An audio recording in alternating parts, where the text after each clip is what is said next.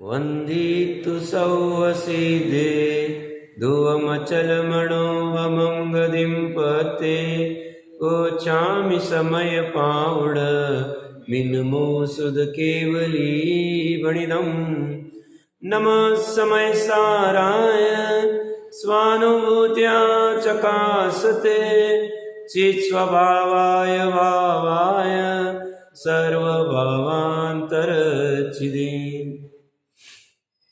समझदार जी ग्रंथादिराज के सर्वशुद्ध ज्ञान अधिकार, अंतिम अधिकार, महत्वपूर्ण अधिकार, इसके 320वीं गाथा के टीका के उपरांत जैसे आचार्य देव ने कुछ विशेष बिंदुओं का बहुत अच्छे से चर्चा की है। उन्होंने उस चर्चा को हम देख रहे थे, समापन की ओर है।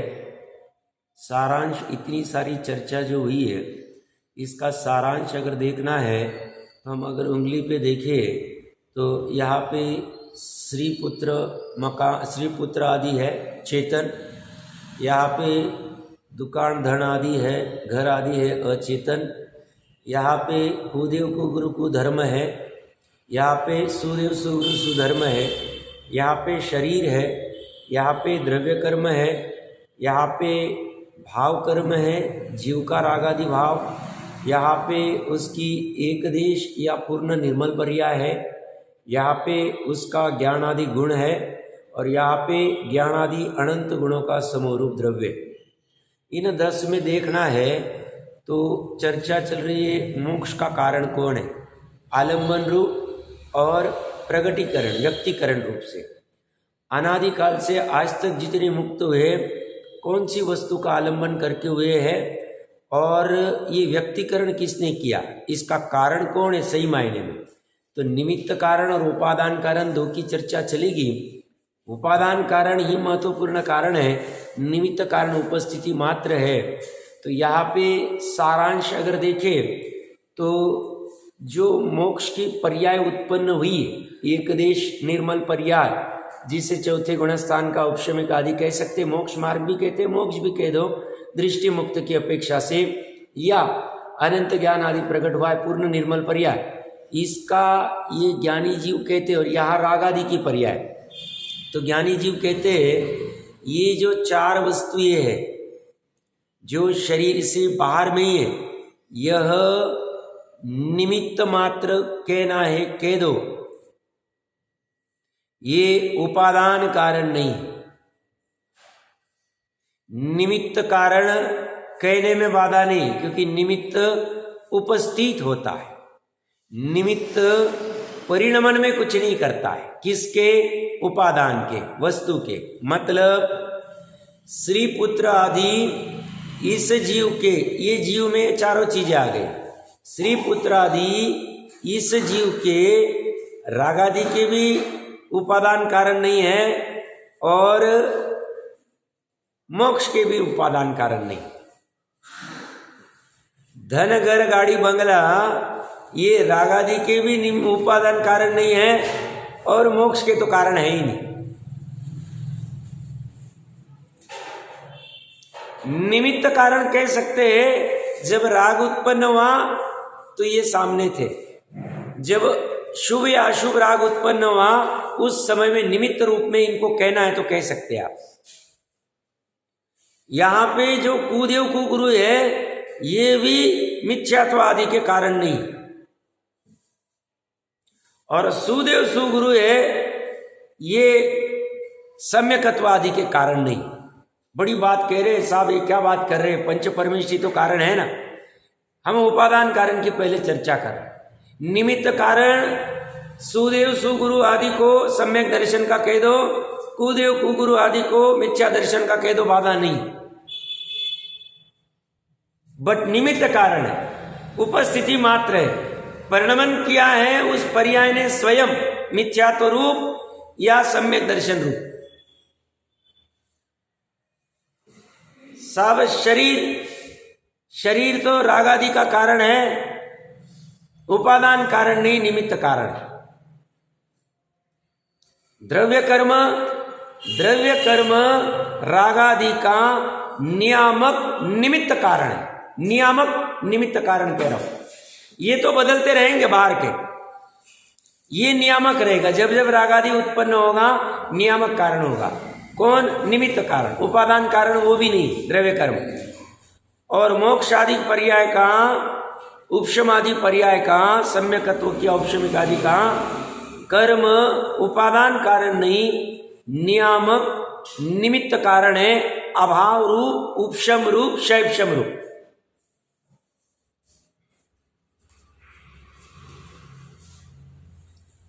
और ज्ञान आदि गुण राग के या मोक्ष के कारण है, वो भी नहीं। ज्ञान आदि अनंत गुणों का समरूप द्रव्य मोक्ष का कारण है, वो भी नहीं। निमित्त कारण आलंबन की अपेक्षा से मोक्ष का कारण कहा जाए, और कोई भी कारण नहीं। और आलंबन की अपेक्षा से मोक्ष का ये कारण है, उत्पत्ति की अपेक्षा से निर्मल पर्याय कारण है। एक एक गुण भी कारण नहीं है, और बाहर के पांचों भी कारण नहीं, 5-6 जीव इतने ये कारण नहीं।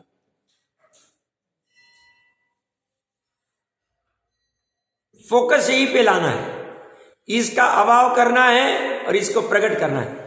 सब इतना इसके पीछे क्यों पड़ गए? राग आदि के अनंत काल घुमाया,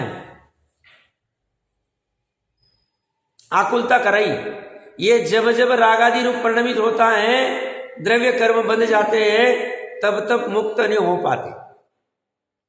जब जब ये राग आदि नहीं करता है, तब तब द्रव्य कर्म बनते नहीं है, पूर्व के निर्जरा हो जाते हैं और हमारी सुख की अवस्था प्रकट होती है। इसलिए इसका अभाव करना और इसको प्रकट करना, ये चर्चा चलती, और कोई कारण नहीं, और कोई कारण नहीं। फिर इसका विस्तार आप कितना भी करते जाओ, विस्तार की कोई कमी नहीं। एक ही मिनट में सारांश कर देता हूं, क्योंकि अभी बाकी के जीव थोड़े धीरे धीरे आए थे। श्री पुत्र, धन, दुकान मकान, कुदेव कुगुरु, सुदेव सुगुरु, शरीर, द्रव्य कर्म, जीव के रागादि भाव, भाव कर्म, ये निर्मल पर्याय, एक देश या पूर्ण निर्मल पर्याय, ये ज्ञान दर्शन आदि गुण और अनंत गुणों का समरूप द्रव्य। इन 10 में कौन कारण है मोक्ष का और कौन कारण है राग आदि का? तो इस जीव को अगर राग आदि हुए हैं, तो ये चारों पांचों में से 6 में से कोई भी निमित्त कारण हो सकता है। ये 9 कर्म है। शरीर भी 9 कर्म, कुदेव भी 9 कर्म, सुदेव भी 9 कर्म, धन आदि भी 9 कर्म, पुत्र आदि भी 9 कर्म। ये निमित्त कारण है, ये बदल सकते हैं, ये नियामक नहीं। बट जब जब यहां पे रागादि उत्पन्न होगा, नियामक इसका उदय होगा, द्रव्य कर्म का। नियामक निमित्त कारण, उपादान कारण नहीं। उपादान कारण ये पर्याय, निमित्त कारण ये इसको उपचार से कहा जाएगा, क्योंकि ये दिखता नहीं है, इनको कहा जाता है। शरीर की वजह से राग आदि हो रहे, धन की वजह से राग आदि हो रहे, गुरु की वजह से शुभ राग उत्पन्न हो रहा है, कुगुरु की वजह से मिथ्यात्व का भाव उत्पन्न हो, और निर्मल पर्याय उत्पन्न हुई, उसका सुदेव आदि को निमित्त कारण कहा जा सकता है, सुदेव सुगुरु को। यहां पे द्रव्य कर्म का उपशम शैवशम को नियामक निमित्त कारण कहा जा सकता है। ये उपचार का, ये नियामक निमित्त कारण है, और इस पर्याय को उपादान कारण कहा जाएगा उत्पत्ति की अपेक्षा से,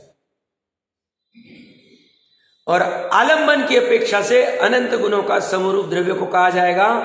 ये ज्ञान गुण आदि, दर्शन गुण आदि, खंड खंड रूप, भेद रूप जो है, ये कोई भी मोक्ष का कारण नहीं।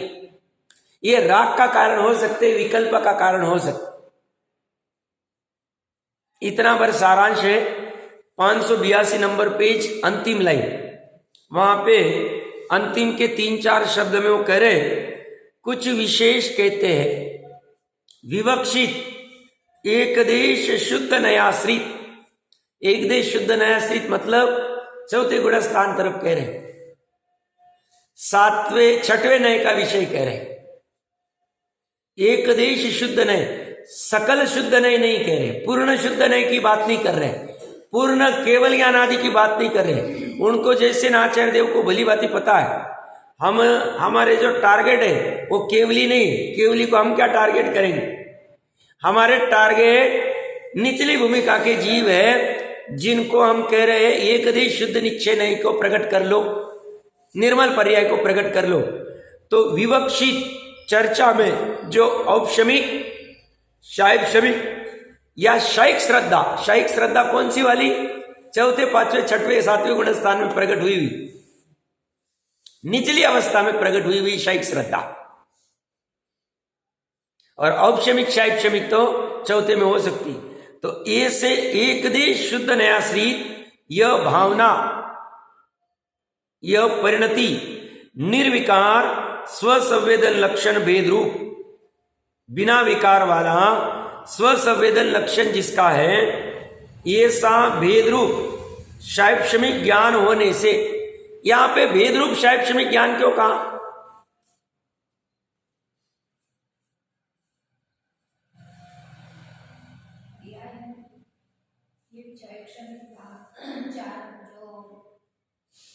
ज्ञान है वो शैक्षणिक ज्ञान नहीं है, वो खंड खंड को ही ग्रहण करते, एक साथ तीन लोग तीन बात को नहीं जानते इस अपेक्षा से। बोल सी शैक्षणिक ज्ञान को भेद रूपी कहा जाए, ऐसे तो ज्ञान को सविकल्प भी कहते हैं, निर्विकल्प भी कहते हैं, जैसी प्रक्रिया रहेगी, जैसा प्रकरण रहेगा वैसा, हमने चर्चा की भी बृहद द्रव्य संग्रह के आधार से। सविकल्प क्यों कहते हैं, क्योंकि वो स्व पर आदि को बराबर से जानता है, स्व में हम करता है सम्यक ज्ञान, पर में करता नहीं इस अपेक्षा से। और उसी ज्ञान को निर्विकल्प कब कहेंगे, जब स्व का वेदन कर रहा है, ज्ञान की पर्याय शुद्ध उपयोग है तब। यहां पे इन्होंने शैक्षणिक ज्ञान को भेद रूप कहा है। भेद रूप इसलिए कहा है क्योंकि 12वें गुण स्थान तक शैक्षणिक ज्ञान है।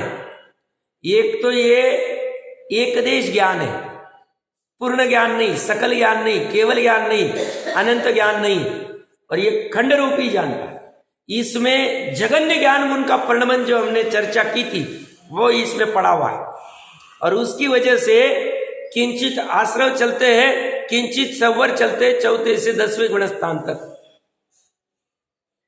12वें को गौण कर दो। तो ये निर्विकार स्व संवेदन लक्षण भेद रूप शैक्षणिक ज्ञान होने से, यद्यपि एकदेश व्यक्ति रूप है, तथापि एकदेश व्यक्ति रूप मतलब पूर्ण प्रकटीकरण नहीं हुआ है, शाइक ज्ञान नहीं हुआ है, परम अवगाढ़ सम्यक दर्शन नहीं हुआ है, शाइक सम्यक दर्शन हुआ है। तथापि ध्याता पुरुष, ध्याता पुरुष मतलब जो ध्यान कर रहा है, जिसने ध्येय किसको बनाया है, जो सकल निरावरण, सकल मतलब पूर्ण, अपूर्ण नहीं, निरावरण जिसके ऊपर आवरण नहीं है, अखंड, खंड रूप नहीं। देखो शैक्षणिक ज्ञान की ताकत कितनी है, शैक्षणिक ज्ञान भेद रूप है, खंड रूप है, और वो किसको पकड़ रहा है, अखंड को पकड़ रहा है। जो सकल निरावरण अखंड एक, एक मतलब अनेक रूप नहीं, अनेक मतलब भेद। देखो भेद रूप पर्याय अवेद रूप को पकड़ रही है, खंड रूप पर्याय अखंड रूप को पकड़ने जा रही है। जैसे वो ध्रुव तारा को पकड़ने के लिए अन्यमति की इसमें आता है ना, हनुमान सूर्य को पकड़ने के लिए चला गया, अन्यमति के आता है उसमें रामायण। सूर्य कितना तेजस्वी, तेज वाला और प्रकाशित, और ये क्या प्रयास कर रहा है हनुमान उनके सामने कौन। ऐसे ही ये जो अपना त्रिकाली स्वभाव है, यह अखंड एक निरावरण है, और उसको पकड़ने का कौन प्रयास कर रहा है, भेद रूप शैक्षणिक ज्ञान।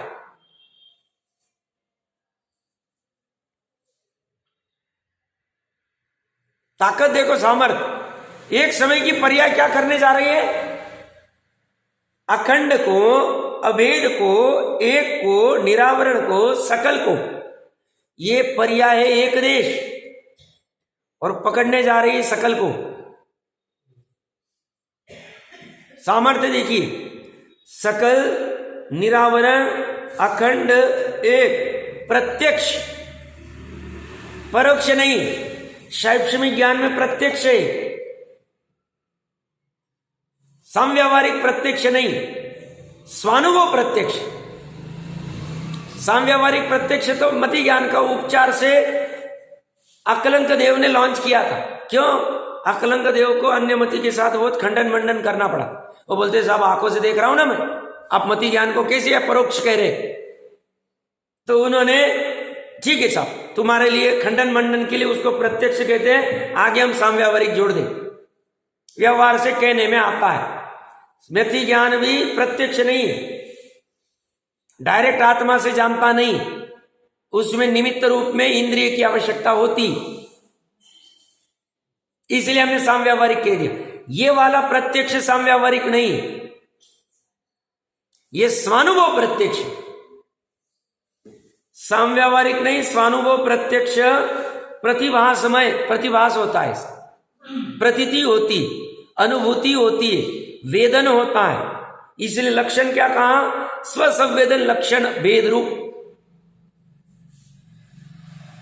अविनश्वर, जिसका विनाश नहीं होता है, कभी नाश हुआ नहीं, कभी होगा नहीं, ऐसे अविनश्वर शुद्ध परिणामी परम भाव लक्षण रूप उत्कृष्ट भाव। इससे उत्कृष्ट भाव और कई मार्केट में मिलेगा नहीं। ये कहते हैं ना सब, ये रेट में आपको, रेट मतलब भाव कहते हैं, हम मार्केट में जाते हैं तो दुकानदार को अपना माल बेचना है, साहब ये भाव में आपको कुछ कहीं मिलेगा नहीं, ये क्वालिटी का और ये भाव का, ये रेट में आपको कहीं नहीं मिलेगा। आप पूरा घूम लो, पूरा एमपी घूम लो, पूरा इंडिया घूम लो, मेरे यहाँ पे ये सस्ते मिलेगा। ये कह रहे ये जो भाव है तुम्हारा शुद्ध पालरामी, ये परम भाव है, इससे ऊंची इसकी कोई वस्तु ही नहीं। ये परम भाव लक्षण रूप, इसका लक्षण ही परम भाव है, इसका लक्षण ही शुद्ध पारणामिक है, इसका लक्षण ही अविनश्वर है, इसका लक्षण ही प्रतिभासमय है, इसका लक्षण ही प्रत्यक्ष है, इसका लक्षण ही एक है, इसका लक्षण अखंड है, इसका लक्षण निरावरण है, इसका लक्षण सकल है। सभी लक्षण मिलेंगे इस लक्षण का बहुत गजब यूज किया है। जैसे ना आचार्य देव ने, ये परम भाव लक्षण रूप निज परमात्मा द्रव्य है, वह ही मैं हूं, ऐसी भावना करता है। ऐसी भावना कौन कर रहा है? वेद रूप साक्ष्य में ज्ञान कर रहा है। कहा कर रहा है? वेदन कर रहा है। भले ही श्रद्धा शायिक हो गई चौथे गुण स्थान में, बट ज्ञान साक्ष्य में की, ज्ञान 12वें तक। गौतम गंधर भले ही इतनी रिद्धिधारी हो गए, भले ही उनके 4 ज्ञान भी हो गए और इतनी रिद्धियां हो गई और गंधर आदि पदवी मिल गई, फिर भी साक्ष्य में ज्ञानी हो। श्रुत केवली पदवी मिल गई, फिर भी साक्ष्य में ज्ञानी है। ऐसी साक्ष्य में ज्ञानी ये भावना करते हैं। क्या भावना करते हैं?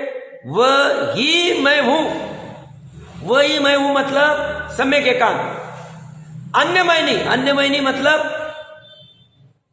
मैं शरीर नहीं, मैं पुरुष नहीं, मैं विद्वान नहीं, मैं डॉक्टर इंजीनियर कलेक्टर नहीं, सीए नहीं, मैं घर वाला, मैं गृहस्थ, मैं मुनि, मैं 28 मूलगुण वाला, मैं 11 प्रतिमा वाला, मैं तपस्वी, तप करने वाला, मैं दानी, दान करने वाला,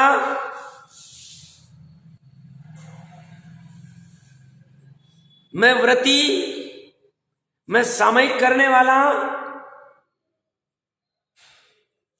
मैं सर्विस करने वाला, मैं व्यापार करने वाला, मैं धनवान, मैं निर्धन, मैं स्त्री, मैं नपुंसक, ऐसा मैं कुछ भी नहीं। ऐसा शैक्षणिक ज्ञान ही करके लगाया हुआ। क्या कह रहे? वह ही, अन्य नहीं, अन्यथा नहीं, एकमात्र मैं सकल, निरावरण, अखंड, एक, प्रत्यक्ष, प्रतिभासमय, अविनश्वर, शुद्ध पारणामिक, परम भाव लक्षण रूप निज परमात्मा द्रव्य हूं। ऐसा शैक्षणिक ज्ञान पकड़ता है। मैं धर्म की प्रभावना करने वाला, मैं साधर्मी को वात्सल्य देने वाला मैं नहीं। हिंसा चोरी झूठ करने वाला तो हुई नहीं मैं। 5 इंद्रिय के विषय भोगने वाला तो हुई नहीं। मैंने ये पकवान भोगा, मैंने ये संगीत सुना, मैंने ये दृश्य देखा, ये करने वाला मैं नहीं। सब जानने में तो आ रहा है दृश्य, वो दृश्य जानने में नहीं आ रहा है, ज्ञान जानने में आ रहा है। ज्ञान की इसी योग्यता है कि सहज में वो दृश्य उसके चतुष्कय में है और ज्ञान में वो झलक जाता है उसकी योग्यता। और इसी क्या भान होता है? अभी थोड़े दिन पहले शाम में प्रकरण चला था, टोडरमल जी साहब ने तीसरे अधिकार में लिया होगा, शैक्षणिक जो ज्ञानावरण दर्शनावरण के शैक्षम से होने वाली जीव की दुख रूप अवस्था का वर्णन। वहां उसको ज्ञान में जानने में आता है और मोह के निमित्त से उसको इच्छा होती, ये दृश्य को देखूं, ये वस्त्र को ग्रहण करूं, ये पकवान को ग्रहण करूं, ये संगीत को सुनूं, ये गंध को ग्रहण करूं। इसलिए वो झपट्टे लगाता है, छलांग लगाता है और इसी में संसार में चलता रहे। कारण क्या?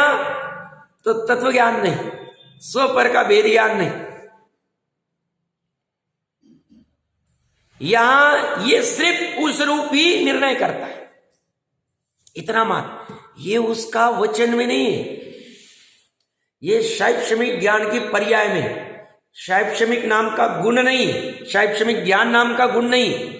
गुण तो शैक ज्ञान है, पर्याय शैक्षणिक ज्ञान वाले। सब शैक्षणिक ज्ञान में काम हो जाएगा। अनंतों ने उसी से काम किया है। आज तक जितने अनंत सिद्ध हुए हैं उन्होंने शैक्षणिक ज्ञान के आधार से ही 13वें गुण स्थान के पहले समय में कदम रखा है। उनके पास और कुछ भी हथियार नहीं था, बिना हथियार का धर्म है।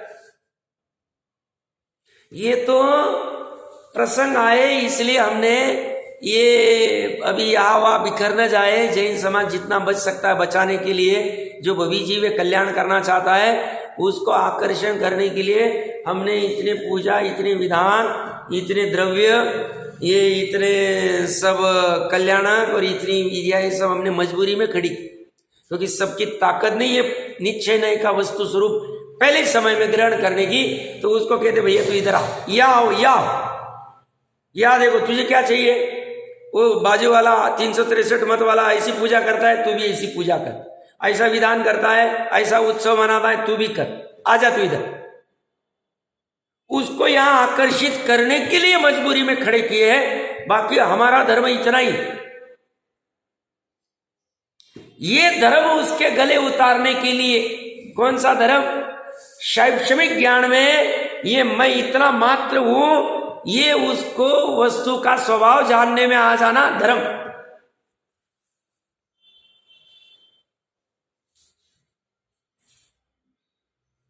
इतना मात्र जानना है बस। अब वो जानने को हम आज चालू कर दे, आज जानने में आ जाए, कल करेंगे, कल जानने में आ जाए। जब जागे तब सवेरा।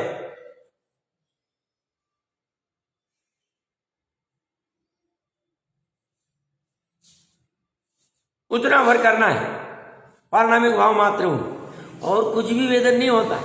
प्रकरण कहां से चल रहा है? अनंत सिद्धों के पास कुछ भी हथियार नहीं था, बिना हथियार का धंधा है। धंधा मतलब धर्म। धंधा तो शब्द थोड़ा गलत होगा, बिना हथियार। बाहर में बहुत आकुलता है। यहाँ पे ज्ञानी साधन है और त्रिकाली साध्य है, ध्येय, और इन दोनों के जुड़ने की प्रक्रिया को ध्यान कहें। ध्यान और कुछ नहीं। बाहर में इतने सब विपश्यना फलाना ढिकना सभी ध्यान चल रहे, इसका ज्ञान हो जाएगा। त्रिकाली का ज्ञान हो गया और ये पर्याय का अच्छे से ज्ञान हो गया। ये पर्याय को बस जुड़ने से काम हो जाएगा। ये पर्याय मर्यादा में आ गई, ये पर्याय याद चली जाएगी, इसको ग्रहण कर लेगी, हो गया ध्यान। ध्याता पुरुष का ध्यान हो गया। उसके लिए कोई विपश्यना 10 दिन 15 दिन इधर उधर घूमने, किसी के दरवाजे जाने की जरूरत नहीं। ये दो का ज्ञान कर लो, हो जाएगा काम, आप ध्यान हो जाए। और ये दो का नहीं करेंगे, वहां क्या करते, 10 दिन आ गए, तुम ऐसा मौन रहो, ऐसा करो, ऐसा करो। बट ये ध्याता पुरुष, ये परम पारणामिक भाव की चर्चा ही नहीं हुआ, तो तुम्हारे सब ध्यान के शिविर बेकार। अपने इसमें भी थोड़े चालू हो गए, कोई कोई काम नहीं हो। डॉक्टर साहब असमझदार नहीं थे, समझदार थे, इसलिए उन्होंने उसको ज्यादा ऊर्ध्व नहीं किया और बार बार वो करते थे चर्चा। ध्यान के शिविर नहीं लगाए जाएंगे, ज्ञान के शिविर लगाए जाएंगे। ज्ञान कर लेंगे हम ऐसे बैठ के चर्चा करके, और फिर ध्यान एकांत में कर लेंगे ध्याता पुरुष। हम कहीं नहीं उलझेंगे। ये तो 2 दिन, और अभी बेचारा क्या है, वो कुंडी में हाथ डाला, वो बिच्छू ने काटा, पूर्व में कहा है मैंने, तो अब उसको दूसरे को भी डुबाना है। बहुत मस्त, बहुत मजा आ रहा है, बहुत मजा आ रहा है। ऐसी क्या मजा आया शिविर में, क्या हुआ, क्या किया भैया तुमने ध्यान में, किसका ध्यान किया, कोई अलग ही चीज का, नाक का ध्यान किया, किधर इधर उधर इधर गिर चला गया, कुछ नहीं हो। ध्याता पुरुष में एक ही आएगा ध्यान करने में, और किसी का ध्यान नहीं हो। कुंद देव आदि किसी ने भी ध्यान के शिविर नहीं लगाए। कहीं भी चर्चा देख लो, ठोडरमल जी का कहीं सुनने में नहीं आए कि साहब उनके ध्यान के शिविर लगते थे। तो मुआवजा जमा करने के लिए तुमको क्या करना है, तुम्हारा देखो।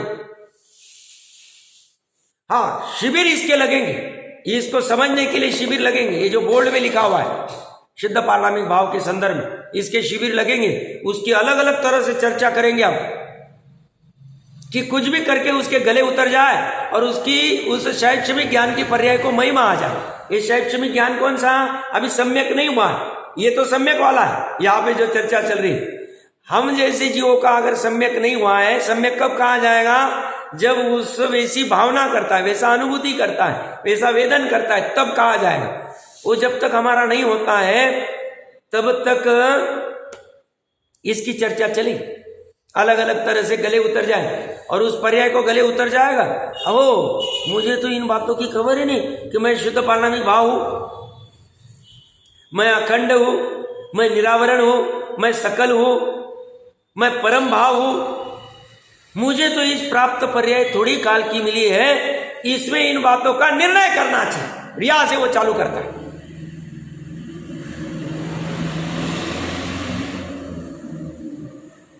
इसी में वो लग जाता है, फिर कहीं छूटता नहीं।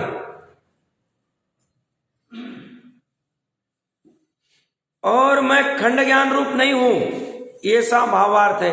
खंड ज्ञान रूप वो अनुभव नहीं करता। यह समस्त व्याख्यान परस्पर सापेक्ष, परस्पर सापेक्ष मतलब नए में बराबर बताया हुआ, अपेक्षा लगी हुई हो, स अपेक्ष, अपेक्षा के साथ आगम और अध्यात्म। आगम मतलब वस्तु स्वरूप, वस्तु स्वरूप मतलब द्रव्य, द्रव्य गुण पर की व्यवस्था, और अध्यात्म मतलब अध्यात्म प्रयोजन परक है। आगम वस्तु परक का ज्ञान कराता है, आगम वस्तु व्यवस्था को समझाता है, और अध्यात्म प्रयोजन की वस्तु को समझाता है। प्रयोजन क्या है, सुखी हो। बाकी प्रयोजन हमें बताओ मत, हमें बाकी से कोई फर्क नहीं पड़ता। हमें ज्ञान भी कम है और हमें ऐसा लगा हमारे पास बहुत धन रहेगा तो हम सुखी हो जाएंगे, और पुण्य के उदय से धन आ गया तो हम अज्ञान भी है तो भी हम सुखी। ज्ञान कम रहने से नहीं, हम कहेंगे धन से सब कर सकते हैं, हमारे पास इतना धन है हम सी इंजीनियर डॉक्टर कलेक्टर को ऐसे खड़े कर देंगे, ले भैया तुझे 2 लाख रुपए 5 लाख रुपए पगार दे रहा हूं, हम उनकी लाइन खड़े करेंगे, वो हमें मुजरा देंगे, हमें सुखी होने की वो कल्पना हमने ज्ञान नहीं किया, चलेगा। बट सुख होना हमारी प्रायर कंडीशन, प्रयोजन, उस प्रयोजन का काम कहां जाए, तो ये जो समय सारा अध्यात्म शास्त्र है ये उसको फोकस करता। और जैसे ना आचार्य देव कह रहे हैं, मुझे पता ही अध्यात्म का शास्त्र है, मैंने अध्यात्म की भी बात कह दी और आगम अनुसार भी कह दी। क्यों आगम अनुसार? क्योंकि मैंने प्रमाण की चर्चा करके आ गया। मैं जब मैंने विशेष चर्चा की तो मैंने कहा ये द्वय रूप आत्म पदार्थ कहलाता है। मैंने प्रमाण का द्रव्य भी लिया, पर्याय 4 पर्याय भी ली, और मैंने द्रव्य के पारणामिक भाव भी लिया, और उसमें अशुद्ध पारणामिक भाव शुद्ध पारणामिक दोनों की चर्चा, और ये करके मैंने प्रयोजन भी खड़ा कर दिया। तुम्हें मोक्ष चाहिए, पर्याय में प्रकट करो, तुम बैठे मत रहो वो शुद्ध पारणामिक भाव की राह में कि वो शुद्ध पारणामिक भाव कभी तो भी मुझे मोक्ष सम्यक दर्शन करा देगा। वो कहते वो नहीं आएगा कराने। तुम्हें अगर अंदर में धगज लगी कि बस हो गया, अभी ये जन्म मरण शुदा तृषा रोग जरा आदि आदि 18 प्रकार के दोष बहुत हो गए, अब नहीं अच्छा लगता है, अब ये आकुलता भी अच्छी नहीं लगती, तो तुम उसको ग्रहण करोगे तो तुम्हारा काम होगा। बाकी तुम बैठे रहोगे, उत्पन्न होगे नाश होगे, उत्पन्न होगे नाश होगे पर्याय में, और तुम कहोगे शुद्ध पारणामिक भाव जब आ जाएगा तब काम हो जाएगा, बाहर से गुरु आएगा तब काम हो जाएगा। हम कह रहे गुरु भी काम नहीं कराएगा, तुम्हारा वो द्रव्य भी काम नहीं कराएगा।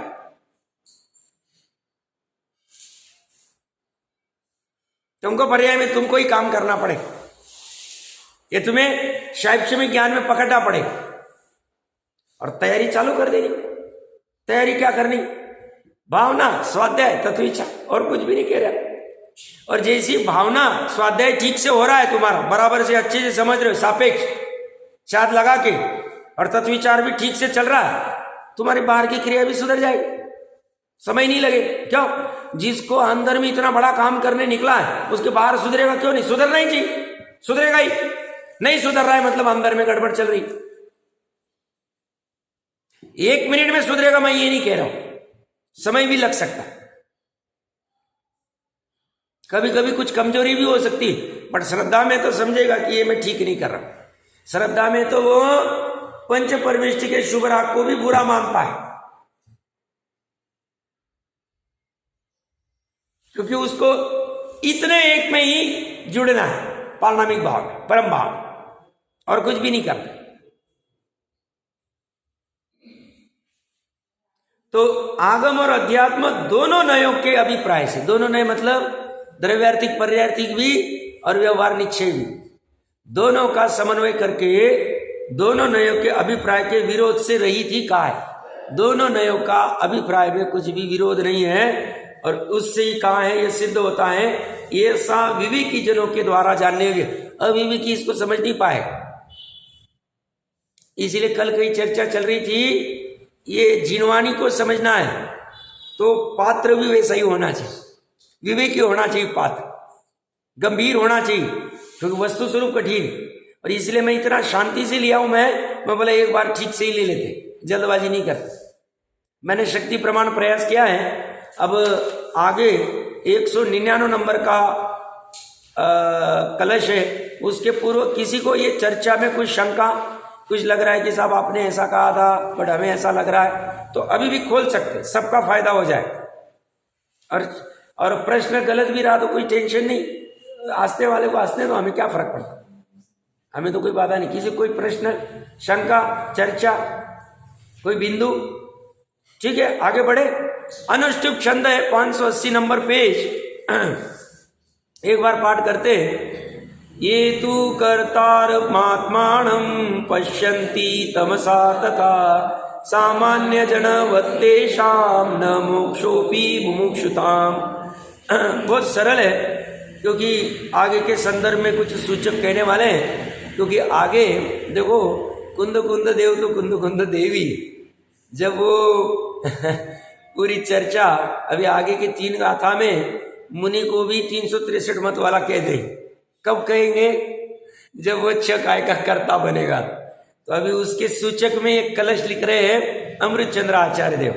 ऊपर देखिए क्या लिखा है, अब जो जैन साधु भी, अब जैन साधु देखो आड़े हाथ लेना है तो हम किसी को छोड़ेंगे नहीं। एक तरफ हम जैन साधु को नवदा भक्ति करेंगे, अष्टांग नमस्कार करेंगे, हम महिमा गाएंगे कैसा हमारा प्रकट होगा, और एक तरफ उसी जैन साधु को, उसी मतलब बाहर में नग्न तो समान है, बट वो अगर अंदर में कुछ गड़बड़ कर रहा है तो उसे भी एकांती कह देंगे, उसे भी मिथ्या दृष्टि कहेंगे।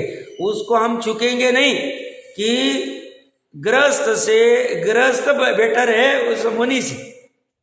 28 मूलगुण वाले मुनि को भी नीचे खड़ा कर देंगे और गृहस्थ को ऊपर खड़ा कर। हमारी विवक्षा है, हम कभी कुछ भी कह सकते क्योंकि हम साधवादी। वहां हमारी अपेक्षा यह है कि गृहस्थ मैं शुद्ध पारणामिक भाव ऐसा वेदन कर रहा है और ये 28 मूलगुण करके भी कर नहीं रहा है, इसको कहेंगे भैया तूने किया क्या। अब यहां पे क्या करे, जो जैन साधु, जो मतलब आगे की गलती जो करेगा वो साधु, बाकी नहीं करेंगे तो हमें क्या प्रॉब्लम है। जो जैन साधु भी मतलब अन्य ग्रस्त आदि तो गड़बड़ करते ही, अज्ञानी तो करते ही, 363 मत वाले तो कर ही रहे, वह भी जैन साधु भी सर्वथा एकांत के आशय से। सर्वथा एकांत मतलब हम एकांती कभी नहीं। कोई कहेगा साहब ऐसा है, हाँ ऐसा है, साहब वैसा है, उससे विपरीत कहेगा आप वैसा है, हम कहेंगे साहब आप बराबर नहीं करे, आप यहाँ भी आ करे वहां भी आ। भैया तुमने जब किया तभी हमने अंदर में अपेक्षा लगा ली कि इस अपेक्षा से ऐसा है, हाँ है, ये तुमने कहा, हमने इस अपेक्षा से हाँ कह दी, तुम्हें अपेक्षा नहीं लगा दी, हमारी गलती नहीं। तो क्या कह रहे हैं, जो एकांत का आशय करता है, सर्वथा आशय करता है। क्या आशय करता है कि आशय से आत्मा को कर्ता ही मानते हैं। अब यहां आत्मा को कर्ता ही मानते हैं, ये तो आगे की 3 गाथाओं में तो गंभीर चर्चा करेंगे कि किसकी क्या क्या विवक्षा हो सकती है। यहां त्रिकाली आत्मा को कथनचित कर्ता मानो, त्रिकाली आत्मा को कथनचित अकर्ता मानो। ये दोनों प्रूव कर सकते, कोई प्रयास करे। किसी ने कहा कि आपको प्रूव कर रहा है त्रिकाली आत्मा कथनचित करता है, कैसे करो, करिए प्रयास, कोई कर सकता है।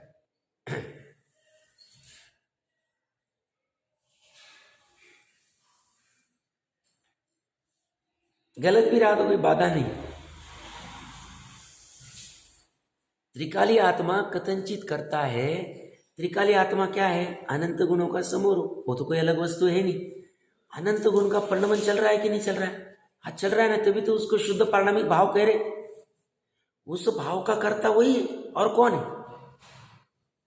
अनंत गुणों के समरूप द्रव्य का एक भाव होता है, उस भाव को हमने शुद्ध पारणामिक भाव कहा, शुद्धात्मा कहा, ध्रुव भाव कहा, स्थायी भाव कहा, ज्ञायक भाव कहा, सुख भाव कहा, अनंत, ये उसका भाव का वो करता है। हाँ है, एक जैसा परिणमन कर रहा है तो कर रहा है, तो कथनचित करता और कथनचित अकर्ता है। अकर्ता क्यों कहेंगे, क्योंकि उसने पर्याय का भी कुछ नहीं किया और परद्रव्य का भी कुछ नहीं किया। परद्रव्य में भी उसने कुछ नहीं किया, कर भी नहीं सकता, क्योंकि द्रव्य क्षेत्र काल भाव का उल्लंघन करेगा नहीं, और स्वद्रव्य में पर्याय का भी कुछ नहीं किया उसने। और कथनचित अकर्ता, और तीसरी विवक्षा खोल रहा हूं महत्वपूर्ण, उसका जो ये ज्ञायक भाव रूप परिणमन हो रहा है, शुद्ध पारणामिक भाव परिणमन हो रहा है, उसको भी कथनचित अकर्ता कहेंगे। क्यों, बदल कुछ नहीं रहा, वैसा का वैसा परिणमन चल, इसलिए हमने अकर्ता कहते। 3 प्रकार से अकर्ता काम है। पर द्रव्य का भी करता नहीं, क्योंकि द्रव्य क्षेत्र काल भाव का उल्लंघन नहीं करेगा। स्वद्रव्य में पर्याय का भी करता नहीं, क्योंकि हम अभी भी चर्चा करके आए, मोक्ष को भी करता नहीं और बंध को भी करता नहीं। और मैं तीसरी बात खोल रहा हूं कि उसका जो शुद्ध पारणामिक भाव रूप परिणमन चल रहा है, उस शुद्ध पारणामिक भाव का कर्ता हमने अभी 5 मिनट 2 मिनट पहले कहा था, उसको भी अकर्ता कहेंगे। क्योंकि जैसा नित्य निगोद में था वैसा ही अभी है, वैसा ही सिद्ध अवस्था में रहेगा, तो हमने उसको अकर्ता कह दिया, अपरिणामी कह दिया, परिणामी नहीं कर, ये भी चलेगा विवक्ष। इसको किसी में शंका, किसी को कोई इस विवक्षा में?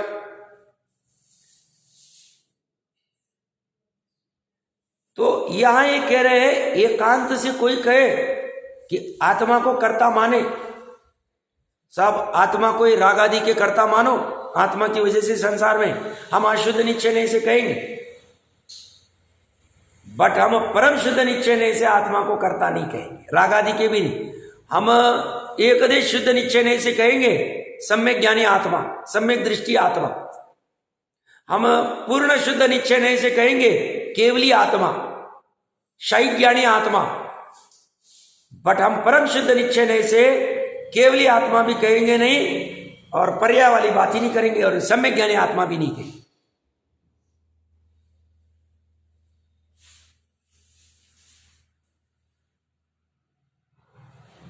आत्मा इनका करता ही नहीं।